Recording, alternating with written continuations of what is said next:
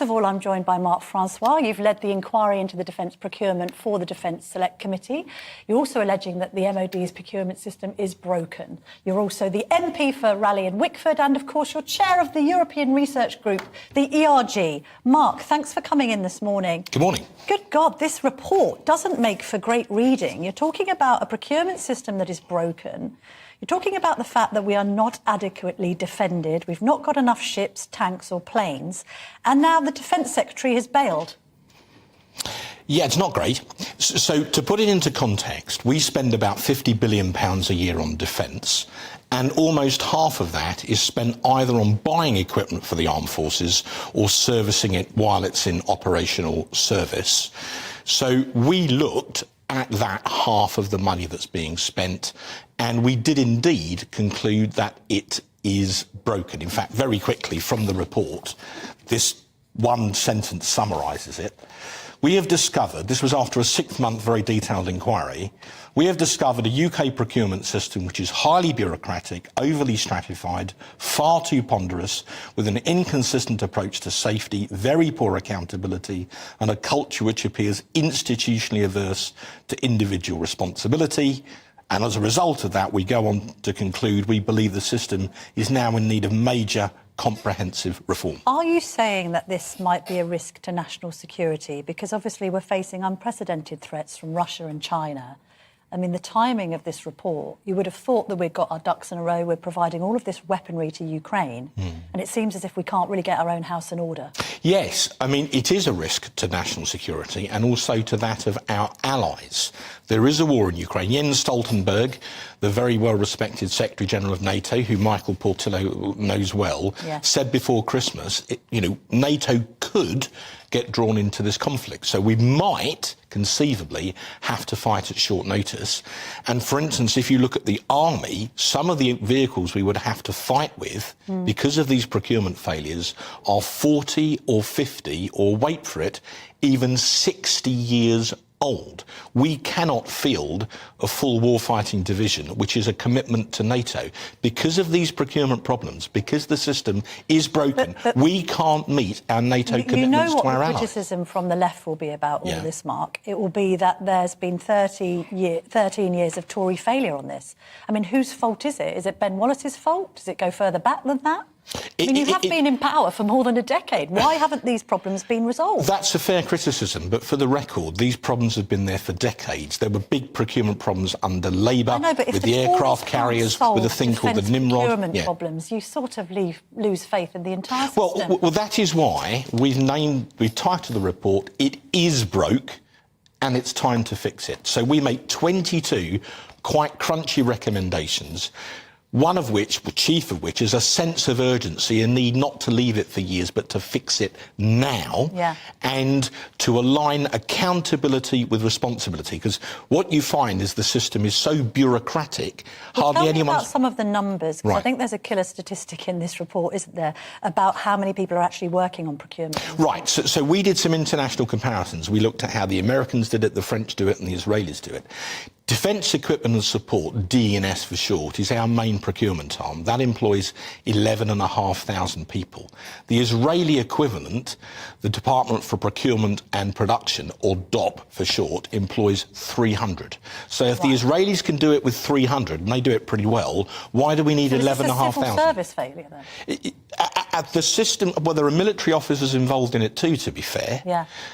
Our system is far too sclerotic, it's far too bureaucratic, it's far too stratified.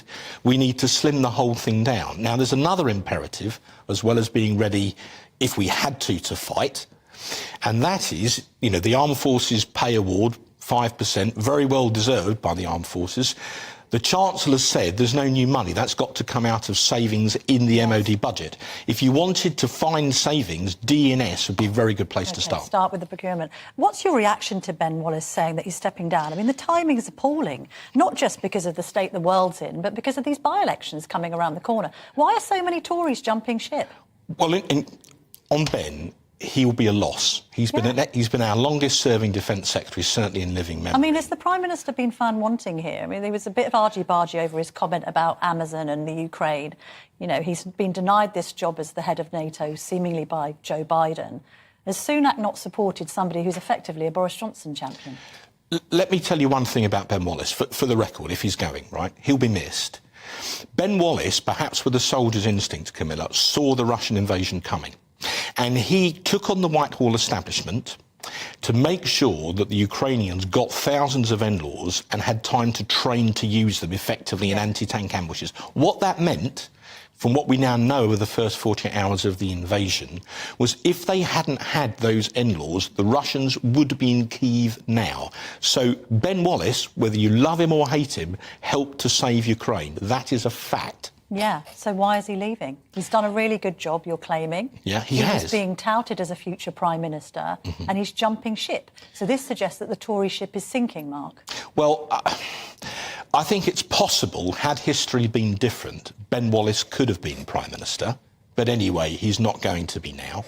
I think he was capable of doing the job. He was very widely respected across the party. Should the Prime Minister have done more to kind of keep him in line, in the sense that we're now talking about a reshuffle? Who should come into this cabinet? There's lots of criticism from the backbenches that this cabinet is, you know, a second 11. It's not up to scratch. Who would you like to see in there? Would you like to see some grey hairs go in and try and shore up this sinking ship? Your David Davises, your IDSs, perhaps. Maybe you want some more Brexiteer ballast in the cabinet. Well, I respect David Davis and IDS, but I don't pretend to be the Prime Minister, so I'm not going to pretend I'm going to pick the cabinet. I will say one thing, though. With that war going on in Ukraine, whoever they put in that Who post... should they put in?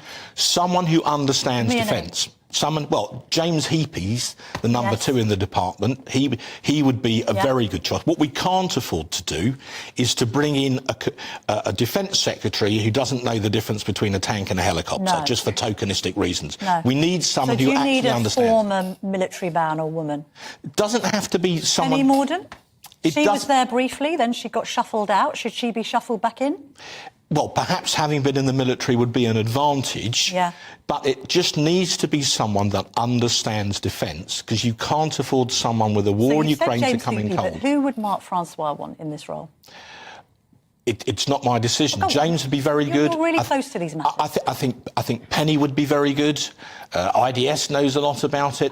You just need someone who would hit the ground running because of the challenges that we've got. Just a couple more questions on Toryism, because, look, you're obviously the chairman of the ERG.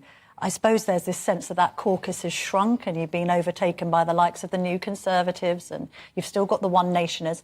What's the state of conservatism? I've done a story in the Telegraph, I don't know if you saw it on Saturday, talking about some of the more right-wing people in the party saying to CCHQ, you're basically selecting too many closet Liberal Democrats. We need to get back to Thatcherism. Talked about these 32 central true blue Tory seats. You've got to shore up the right wing of the party, haven't you? Because at the moment it's sort of flailing. I think the really important thing is that the associations are allowed unfettered to choose the man or woman that they want, because they're the troops that have to go out and campaign for you. They're the ones who go out in the rain and deliver the leaflets. I used to be one. I campaigned for my great friend Sir David Amess back in 1992. I ran his ground war, as we would say.